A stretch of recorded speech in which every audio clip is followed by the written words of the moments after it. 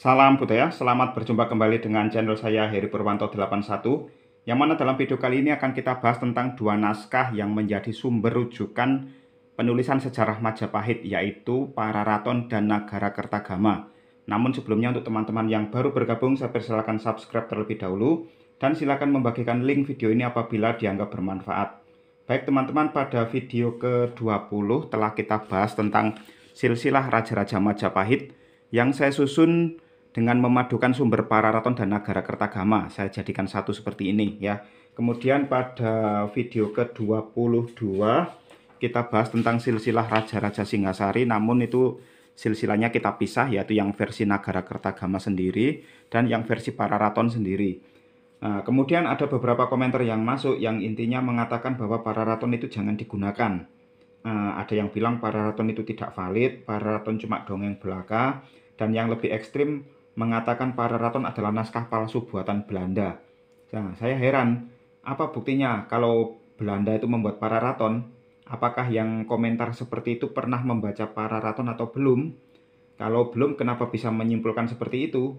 Nah, bicara soal Belanda, memang yang pertama kali meneliti Pararaton adalah sarjana Belanda. Saya ulangi ya, yang meneliti, bukan yang membuat. Jadi ada seorang sarjana Belanda bernama Dr. Jan Laurens Andries Brandes yang ditugasi pemerintah kolonial untuk menyelidiki sejarah Jawa kuno. Nah, Dr. Brandes ini seorang ahli bahasa kuno dan ahli aksara kuno. Untuk melaksanakan tugasnya, ia membaca dan menerjemahkan banyak prasasti, antara lain yang tersimpan di Lembaga Batavia Genootschap, yaitu cikal bakal Museum Nasional. Nah, Lembaga Batavia Genootschap ini banyak mengumpulkan benda-benda purbakala dari berbagai daerah. Salah satunya adalah lontar Pararaton. Jadi, Brandes itu menemukan lontar Pararaton di antara tumpukan koleksi Batavia Genootschap. Lontar ini kemudian dibaca dan diterjemahkan selesai pada 1893. Tapi Brandes merasa terjemahannya masih kurang sempurna dan analisisnya kurang mendalam karena waktu itu sumber-sumber sejarah banyak yang belum ditemukan. Ya, apalagi bagian akhir Pararaton itu bahasanya cenderung kusut, rumit dan sulit untuk dimengerti. Nah, dari sini jelas bahwa Pararaton itu bukan buatan Belanda. Kalau memang Pararaton itu buatan Belanda, tidak mungkin Brandes mengeluh kesulitan seperti itu ya teman-teman. Kemudian pada 1894, Brandes ikut serta dalam ekspedisi militer menaklukkan Raja Lombok yang bersemayam di Puri Cakranegara. Setelah pertempuran usai, Brandes menemukan lontar-lontar koleksi Raja Lombok, antara lain adalah Nagara Kertagama. Jadi Brandes adalah orang yang pertama kali meneliti Pararaton, sekaligus dia adalah orang yang pertama kali menemukan Nagara Kertagama. Nah, setelah dibaca isinya, Nagara Kertagama ternyata ditulis pada saat Majapahit sedang jaya-jayanya, sedangkan Pararaton kan ditulis setelah Majapahit runtuh. Jadi dalam beberapa hal, Nagara Kertagama itu lebih valid daripada Pararaton. Namun Brandes tidak mungkin merombak hasil penelitiannya terhadap Pararaton yang waktu itu sudah siap cetak. Akhirnya pada 1896, Pararaton hasil penelitian Brandes diterbitkan menjadi buku tanpa menyebut-nyebut tentang Nagara Kertagama di dalamnya.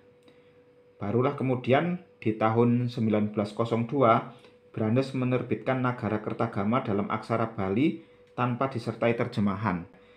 Kemudian pada 1905, Brandes meninggal dalam usia 48 tahun. Uniknya, makam Brandes ini dihiasi ornamen berwujud linggayoni ya. Jadi Brandes yang awalnya seorang sarjana Belanda ditugasi menyelidiki sejarah Jawa kuno, dia akhirnya benar-benar jatuh cinta pada sejarah Jawa kuno, sampai-sampai makamnya pun dihias dengan linggayoni seperti itu ya. Nah, kemudian ada sarjana Belanda lainnya bernama Hendrik Kern menerjemahkan Nagara Kertagama yang ditemukan oleh Brandes ya. Dia menerjemahkan Nagara Kertagama secara bertahap mulai tahun 1910 sampai 1914. Kemudian hasil terjemahannya itu dibukukan, diterbitkan pada 1917. Nah, terjemahan Kern ini kemudian diterbitkan lagi oleh Nicholas Johannes Krum pada 1919 dengan beberapa revisi ya, beberapa perbaikan. Nah, siapakah Nicolaas Johannes Crom itu? Kita singkat Crom. Crom adalah sarjana Belanda yang ditugasi pemerintah kolonial untuk melanjutkan tugas Brandes meneliti sejarah Jawa kuno. Nah, pada 1920, Crom ini menerbitkan kembali Pararaton hasil penelitian Brandes, namun disertai sejumlah koreksi ya, dengan dibantu para sarjana lainnya, antara lain J.C.G. Jonker, H. Kramer, dan Raden Ngabei Purbocaraka, sarjana pribumi ya. Sarjana pribumi dilibatkan untuk meneliti Pararaton. Jadi tidak benar pendapat yang mengatakan Pararaton dibuat Belanda tahun 1920 untuk mencegah atau untuk melawan pergerakan-pergerakan nasional yang waktu itu sudah mulai bertumbuhan ya.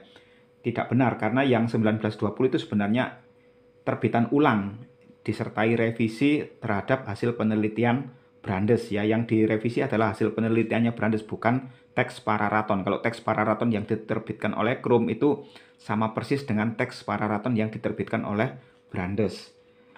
Nah, baik teman-teman, itu tadi sedikit tentang sejarah penelitian Pararaton dan Nagara-Kertagama. Sekarang mari kita bahas isinya. Di sini saya sudah siapkan buku Nagara-Kertagama. Yang saya gunakan adalah hasil penelitian Profesor Ketut Riana ya. Nah, Nagara-Kertagama itu berbentuk kakawin. Kakawin itu semacam kumpulan puisi ya, yang tiap bait terdiri dari 4 baris dan tiap baris memiliki suku kata yang sama. Contohnya ini Sardula Wikridita, Wirama Sardula Wikridita itu memiliki 19 suku kata. Ini kalau dihitung pasti isinya 19 suku kata, 19 suku kata, 19 suku kata ya. Kemudian contoh wirama lain, ini ada Wirama Jagadita, yaitu terdiri dari 23 suku kata. Ini kalau dihitung jumlahnya pasti 23 semua ini. Nah, itulah kakawin. Nagara-Kertagama itu di dalamnya terdapat 386 bait yang dikelompokkan ke dalam 98 pupuh. Pupuh itu maksudnya bait-bait yang memiliki wirama sama ya. Sedangkan Pararaton di sini saya pakai Pararaton yang penelitian Ki Padmopuspito. Jadi yang ini hasil pembacaan Brandes kemudian diterjemahkan ke dalam bahasa Indonesia oleh Ki Padmopuspito tahun 1966. Nah, kalau Pararaton itu bentuknya prosa seperti ini ya. Prosa, jadi tidak terikat oleh aturan wirama dan jumlah suku kata ya. Untuk penulisnya, Pararaton tidak menyebut nama penulisnya. Ya, nama penulisnya tidak disebutkan, sedangkan Nagara-Kertagama ini nama penulisnya disebutkan tapi menggunakan nama samaran, yaitu Prapanca. Jadi Prapanca itu nama samaran, bukan nama asli. Ada sejarawan yang mengatakan bahwa nama aslinya adalah Dang Acarya Kanakamuni. Ada juga yang mengatakan Dang Acarya Nadendra. Tapi yang jelas dalam Nagara-Kertagama disebutkan bahwa penulisnya bernama Prapanca, tapi itu nama samaran. Kita tidak tahu nama aslinya. Nah, selanjutnya kita lihat bahasa yang digunakan.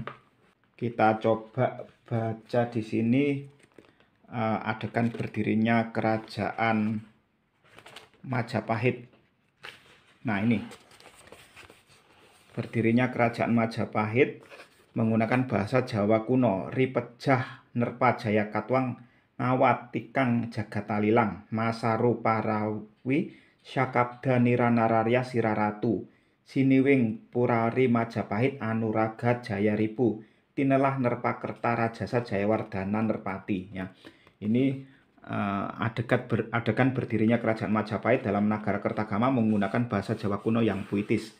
Sedangkan dalam Pararaton itu menggunakan bahasa Jawa Pertengahan. Ini adegan berdirinya Majapahit ya.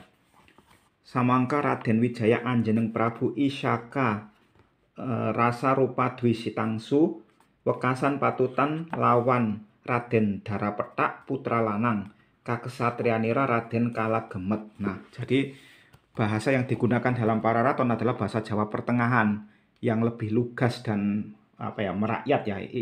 Ibaratnya ini bahasa istana, sedangkan ini bahasa rakyat. Nah, inilah bahasa yang digunakan di Majapahit pada era Majapahit akhir ya, seperti ini, yang ditulis di Pararaton seperti ini.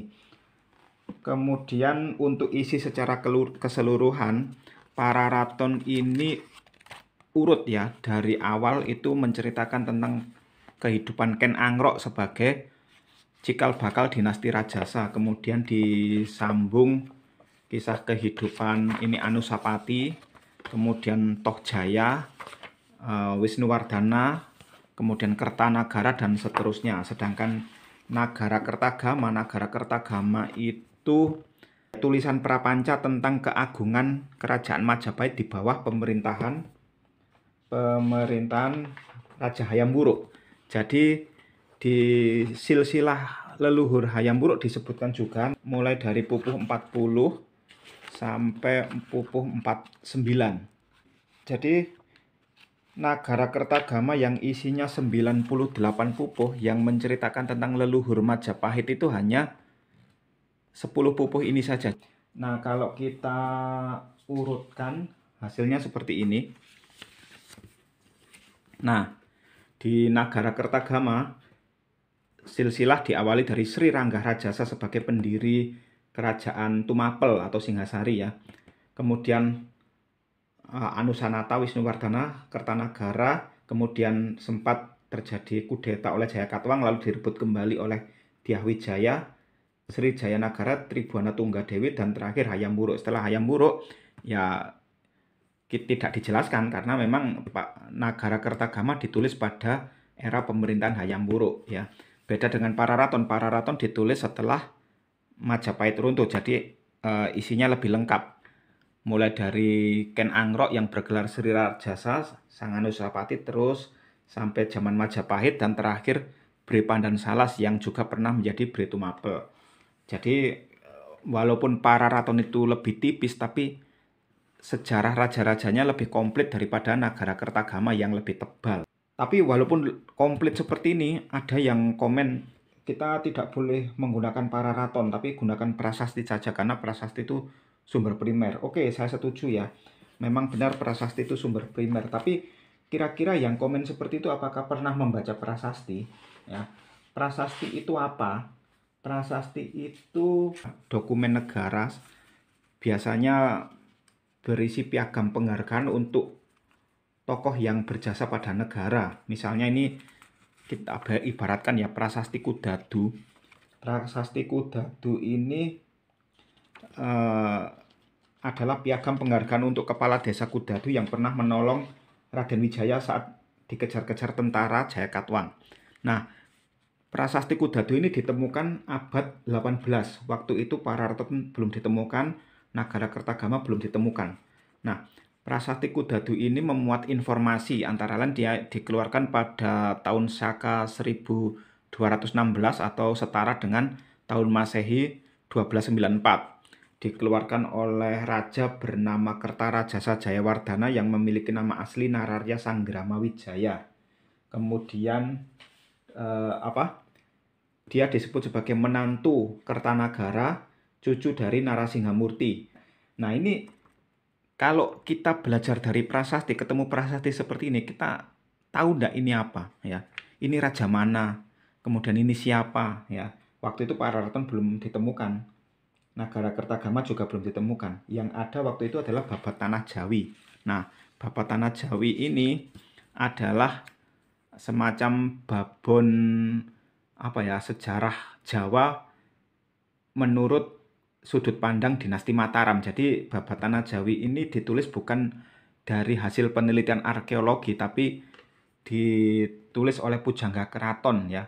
Kita dalam video nomor 20 kita sebutnya ini adalah sumber tradisional karena tidak ditulis berdasarkan penelitian arkeologi. Kalau menurut Babat Tanah Jawi pernah kita bahas bahwa raja-raja Majapahit itu yang pertama bernama Raden Sesuruh ya.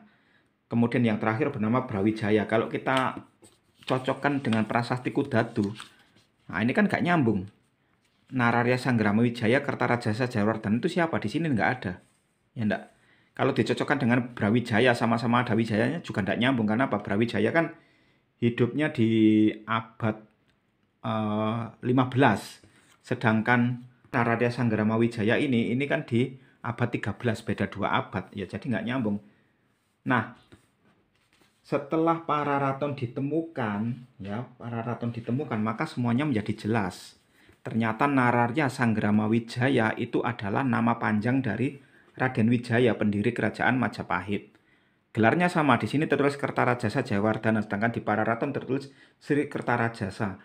Sama ini adalah menantu Kertanagara, sama di Pararaton juga begitu, Raden Wijaya adalah menantu Kertanagara.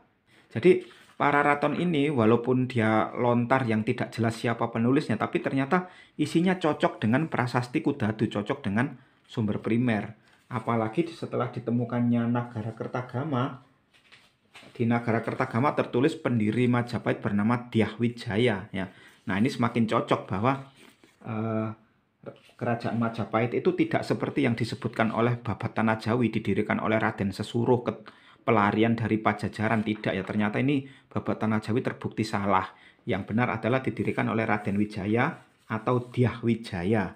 Nah, kemudian saya beri contoh lagi, kalau Pararaton itu tidak digunakan, kita akan kesulitan menganalisis prasasti. Contohnya ini ada prasasti Pamintihan, ya. Prasasti Pamintihan ini dikeluarkan oleh raja bernama Dyah Suraprabawa. Dyah Suraprabawa ini siapa? Ya, Dyah Suraprabawa di Babat Tanah Jawi jelas nggak mungkin ada, ya nggak mungkin ada. Sedangkan di Nagara Kertagama, ya kita nggak nemu karena Nagara Kertagama selesai tahun 1365, sedangkan prasasti Pamintihan ini tahun 1473. Nah, kemudian kita cocokkan dengan prasasti Waringin Pitu, ya. Di prasasti Waringin Pitu ada nama Dyah Suraprabawa. Cuma kalau di prasasti Pamintihan, Dyah Suraprabawa ini jabatannya adalah Maharaja. Kalau di prasasti Waringin Pitu dia belum jadi Maharaja, dia jabatannya adalah Batara Ring Tumapel, Raja Bawahan di Tumapel. Kalau di Waringin Pitu nama Maharaja adalah Dyah Kertawijaya.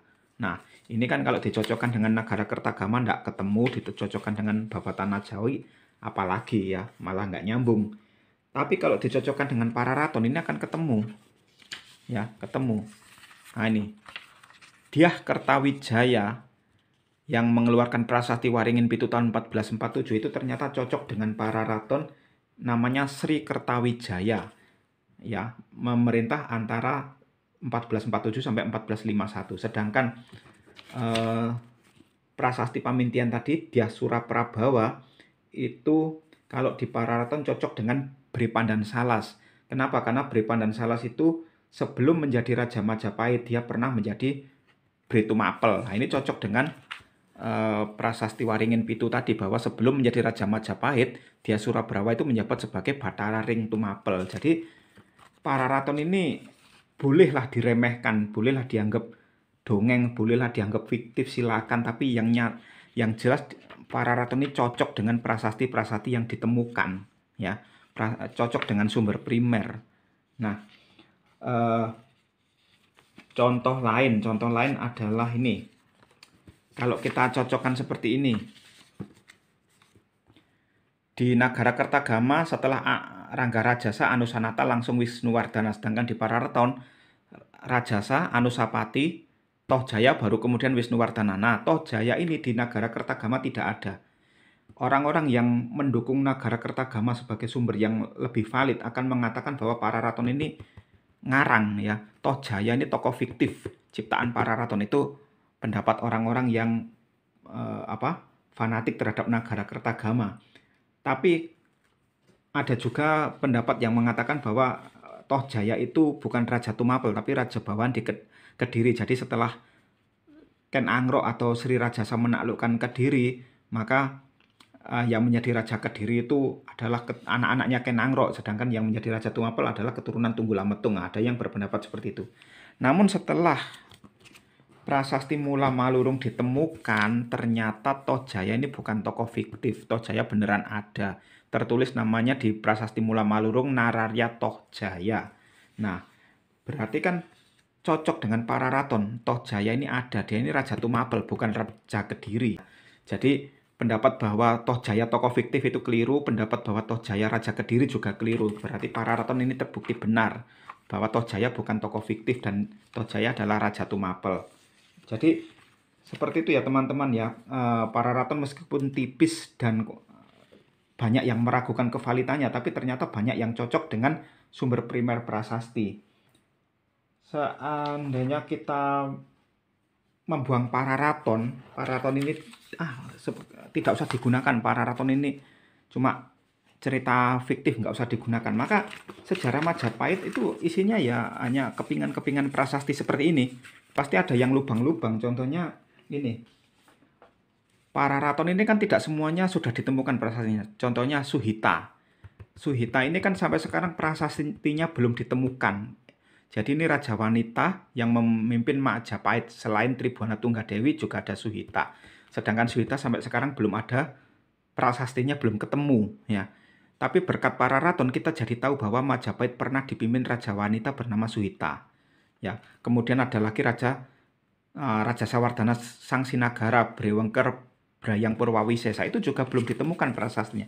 Kalau kita hanya mengandalkan prasasti, maka sejarah Majapahit jadi bolong-bolong ya, jadi tidak lengkap lagi karena kita hanya mengandalkan prasasti sedangkan belum semua prasasti itu ditemukan ya, seperti itu ya teman-teman.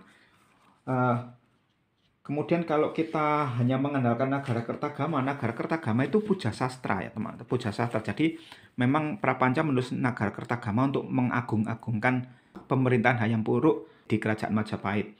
Jadi peristiwa-peristiwa yang sifatnya aib yang bisa merusak wibawa Majapahit itu tidak diceritakan oleh Prapanca dan terkesan seperti ditutup-tutupi. Misalnya kisah pemberontakan Ranggalawe itu adanya di Pararaton. Di Nagara-Kertagama tidak ada ya. Peristiwa Sora itu adanya di Pararaton. Kemudian pemberontakan Gajah Biru, pemberontakan Juru Demung, pemberontakan Rakuti, Rasemi itu adanya di Pararaton semua. Sedangkan di Nagara-Kertagama tidak ada. Kalau peristiwa Nambi, penumpasan Nambi itu Nagara-Kertagama ada, tapi cuma satu bait. Ya, pada tahun 1316 Jayanagara menyerang Lumajang, membunuh Nambi sekeluarga. Tapi tidak dijelaskan Nambi itu siapa, kenapa kok dianggap sebagai musuh Majapahit, itu tidak dijelaskan dalam Nagara-Kertagama. Sedangkan di Pararaton itu dijelaskan bahwa Nambi itu adalah patih pertama Kerajaan Majapahit. Tahun 1300 dia mengundurkan diri, dia kembali ke Lumajang, tidak mau balik ke Majapahit ya. Istilahnya mangkir. Kemudian 16 tahun kemudian pada era pemerintahan Jayanagara, Nambi diperangi, diserbu, ditumpas, kemudian dibunuh, dan setelah itu Lumajang menjadi satu dengan Majapahit. Jadi Nambi itu bukan pemberontak, tapi Nambi itu dianggap sebagai musuh Majapahit karena dia itu bukan lagi patih, tapi dia itu sudah menjadi Raja Lumajang. Itu sebabnya kenapa di Nagara-Kertagama Nambi itu ditulis kematiannya oleh Prapanca, karena Prapanca menganggap kematian Nambi adalah prestasi Jayanagara, bukan aib ya. Nah, kemudian tentang riwayat Ken Angrok. Riwayat Ken Angrok itu kan masa mudanya itu kan menjadi penjahat, begal, kemudian maling dan lain sebagainya.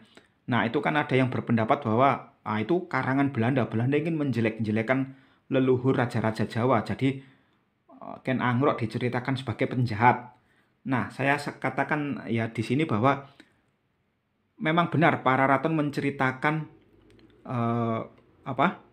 Ken Angrok adalah penjahat, tapi tidak 100% jahat. Kadang-kadang Pararaton juga menceritakan Ken Angrok itu baik, tidak selalu jahat, kadang juga baik. Contohnya ketika dia membunuh Empu Gandring. Setelah itu dia merasa bersalah dan dia memberikan kedudukan kepada anak-anak Empu Gandring dan para pengikut Empu Gandring ya. Kemudian Kebo Ijo juga gitu. Kebo Ijo kan difitnah membunuh Tunggul Ametung. Akhirnya Kebo Ijo dihukum mati oleh saudara-saudara Tunggul Ametung. Tapi Ken Angrok itu juga mengadopsi anak Kebo Ijo ya. Jadi Ken Angrok tidak 100% jahat kalau di Pararaton.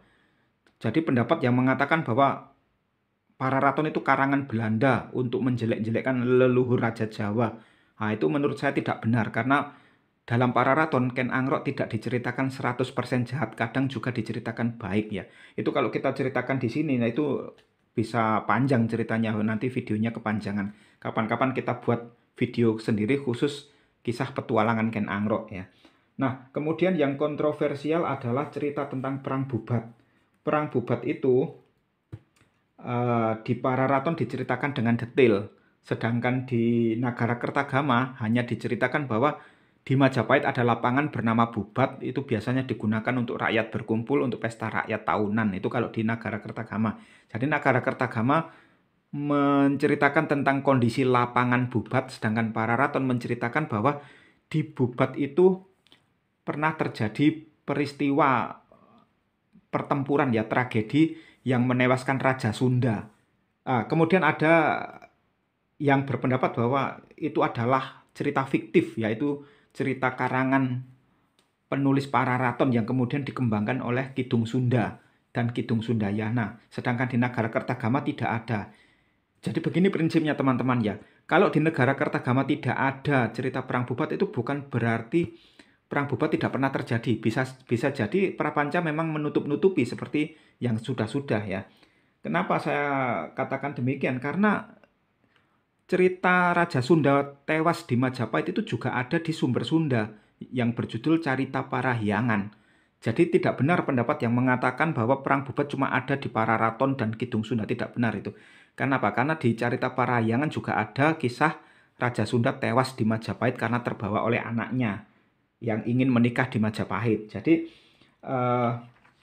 kalau ada yang mengatakan bahwa Belanda mengarang Perang Bubat untuk mengadu domba Sunda dan Jawa, saya tidak setuju. Kenapa? Karena Perang Bubat itu sumbernya dua pihak. Pihak Sunda ada sumbernya, pihak Jawa ada sumbernya. Jadi bukan satu pihak. Tapi kalau pendapat mengatakan bahwa Belanda mengungkit-ungkit Perang Bubat untuk menanamkan sentimen Sunda dan Jawa, ya saya setuju. Karena kenyataannya Belanda memang mengungkit-ungkit Perang Bubat. Bukan membuat ya, tapi mengungkit-ungkit. Nah, itu saya setuju. Pada zaman kuno dulu belum ada Republik Indonesia, belum ada NKRI, isinya negara-negara yang kalau ada negara A berperang dengan negara B itu kan wajar di zaman kuno. Kalau ada raja tewas dalam pertempuran itu ya memang begitulah keadaan di zaman kuno dulu. Jadi daripada kita mencari kambing hitam menuduh Belanda mengarang Perang Bubat, lebih baik kita ambil hikmah pelajaran dari peristiwa-peristiwa di masa lalu. Seburuk-buruknya peristiwa di masa lalu itu kita ambil hikmah pelajarannya untuk kita pelajari, jangan sampai terulang kembali di masa kini. Daripada kita mencari kambing hitam, kita menuduh Belanda. Ya kalau tuduhan kita benar, kalau tuduhan kita salah itu akan menjadi fitnah. Saya pribadi tidak setuju dengan penjajahan, saya sendiri juga membenci penjajahan. Tapi saya tidak mau ikut-ikutan menuduh tanpa bukti ya. Saya tidak mau ikut-ikutan memfitnah Belanda tanpa bukti. Karena apa? Semua perbuatan kita nanti akan dimintai pertanggungjawaban. Itu untuk yang percaya ya. Nah,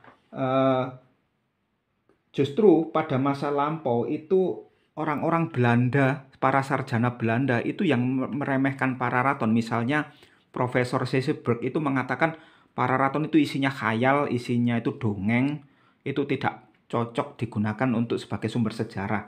Jadi justru sarjana Belanda sendiri yang mengatakan Pararaton itu khayal, Pararaton itu dongeng. Kok sekarang orang Indonesia yang mengatakan Pararaton itu dongeng buatan Belanda? Lah kan lucu kan? Kan itu saling menuduh ya. Orang Belanda menuduh orang Jawa itu berkhayal mengarang Pararaton, sedangkan orang Indonesia menuduh Belanda mengarang Pararaton. Ya kan lucu itu. Ya. Kalau dasarnya memang berwatak suka berburuk sangka, bukan hanya Pararaton yang dituduh karangan Belanda, Nagara Kertagama pun sempat dituduh sebagai karangan Belanda. Jadi seperti yang kita sampaikan tadi di depan bahwa Nagara Kertagama itu kan ditemukan di tahun 1894 oleh Brandes. Nah, rontal Nagara Kertagama itu kemudian dibawa Belanda ke Nederland sana, dibawa ke Leiden. Kemudian pada era Orde Baru tahun 1972 dikembalikan lagi ke Indonesia. Nah, ada pihak-pihak yang sentimen mengatakan bahwa itu Nagara Kertagama sudah tidak ori, sudah diotak-atik Belanda, sudah diedit oleh Belanda, sudah dirombak, kemudian dikembalikan ke Indonesia. Mungkin yang berpendapat seperti itu tidak tahu bahwa menulis kakawin itu tidak sembarangan ya, terikat oleh aturan-aturan metrum. Jadi tidak semudah itu merombak isi kakawin. Kalau untuk membuktikannya tuduhan itu benar atau salah itu sebenarnya mudah sekali. Kenapa? Karena Nagara Kertagama itu tidak cuma satu. Nagara Kertagama itu sudah 5 yang ditemukan. Satu yang ditemukan di Lombok oleh Brandes yang dibawa ke Belanda dan dikembalikan lagi. Yang 4 ini ditemukan di Bali ya, ditemukan di Karangasem satu, di Amlapura itu, kemudian ditemukan di Geria Pidada dan Geria Carik Sideman. Itu ditemukan 2. Jadi total ada 5 rontal Nagara Kertagama. Tinggal dibandingkan saja. Yang satu ini dibandingkan dengan yang 4, isinya sama atau tidak. Kalau isinya sama ya berarti tuduhannya tidak benar. Yang terakhir kita bahas tentang tahun penulisannya ya. Kalau Nagara Kertagama selesai ditulis tahun 1365. Itu 1 tahun sesudah meninggalnya Patih Gajah Mada. Sedangkan Pararaton di sini disebutkan bahwa ditulis tahun 1535 Syaka atau 1613 Masehi ya. Tapi ini bukan tahun pembuatan Pararaton. Kenapa? Karena masih ada Pararaton yang lebih tua. Nah, ini saya juga punya bukunya. Pararaton yang lebih tua ini ditulis tahun 1522 Syaka atau 1600 Masehi. Jadi ini lebih tua daripada yang diterbitkan oleh Brandes. Yang ini diterbitkan oleh Agung Kriswanto. Jadi Pararaton itu naskahnya bukan cuma satu, ada beberapa yang tersimpan di Perpustakaan Nasional RI. Kalau teman-teman masih ragu bahwa Pararaton itu buatan Belanda atau benar-benar naskah kuno warisan leluhur, ya saya persilakan untuk melihatnya langsung di Perpusnas RI sana, karena memang lontar Pararaton disimpan di sana ya. Jadi demikian ya teman-teman, saya rasa cukup sekian penjelasan saya tentang Pararaton dan Nagara Kertagama. Kalau teman-teman masih meyakini bahwa Pararaton itu adalah naskah palsu buatan Belanda, ya silakan. Saya sudah menyampaikan apa yang saya tahu, data-data yang saya miliki sudah saya sampaikan. Tapi kalau teman-teman tidak setuju ya silakan. Kalau teman-teman setuju ya terima kasih ya. Oke teman-teman, terima kasih sudah menyaksikan video saya. Semoga bermanfaat. Sampai jumpa di video selanjutnya. Salam budaya.